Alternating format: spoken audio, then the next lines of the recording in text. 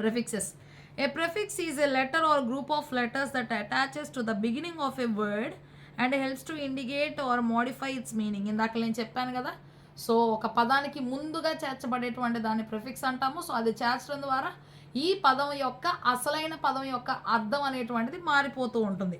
And easy example would be the word prefix itself. Okay, so ఈ యొక్క పదానికి prefix అనేటువంటిది ఒక ఉదాహరణగా మనం చెప్పుకోవచ్చు అనమాట. So it begins with prefix pre which means before. Okay, so prefix prefix, pre అనేటువంటి దాని యొక్క అర్థం ఏంటి అంటే ముందు, ఫిక్స్ అనేటువంటిది సెట్ చేయడం, లేదు అంటే ఒకదాన్ని బిగించడం. ఓకే, సో అదనమాట. సో ప్రీ అనేటువంటిది ప్రిఫిక్స్ అనేటువంటి వల్ల పిఆర్ఈ అనేటువంటిది ప్రిఫిక్స్ అనమాట.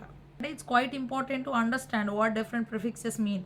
అంటే ప్రతి ఒక్క దాని యొక్క ప్రిఫిక్స్ అర్థం ఏంటి అనేది మనం తెలుసుకోవడం చాలా ముఖ్యమైనటువంటిది. అన్ అంటే ఏంటి, కాదు, లేదు అంటే ఇన్ అనేటువంటి అర్థం ఏంటి. సో అన్నీ కూడా నెగిటివ్ మీనింగ్ వచ్చేటువంటి పదాలనే వాటి యొక్క అర్థాలను మనం తెలుసుకున్నట్లయితే కనుక ఆ ప్రిఫిక్స్ని వాడినందుకు దాని యొక్క అర్థం ఎలా మారుతుంది అనేది కూడా మనం తెలుసుకోగలుగుతాం.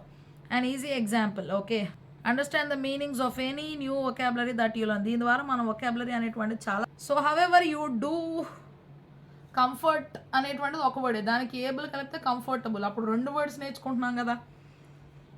However, you need to be careful as sometimes a prefix can have more than one meaning. Okay, so కానీ కొన్నిసార్లు మనం చాలా జాగ్రత్తగా ఉండాలి, ఎందుకంటే ఒక ప్రిఫిక్స్కే చాలా రకాలైనటువంటి అర్థాలు ఉండే అవకాశం ఉందన్నమాట. An example would be im. This can mean not or into. Okay, so im అనేటువంటి పదాన్ని వాడితే నాట్ కాదు అనేటువంటిది ఒక అర్థం, తర్వాత ఇంటూ అంటే దాని లోపలికి అనేటువంటి అర్థం కూడా ఉందన్నమాట. సో కాబట్టి అప్పుడు మనం కన్ఫ్యూజ్ అవుతాం.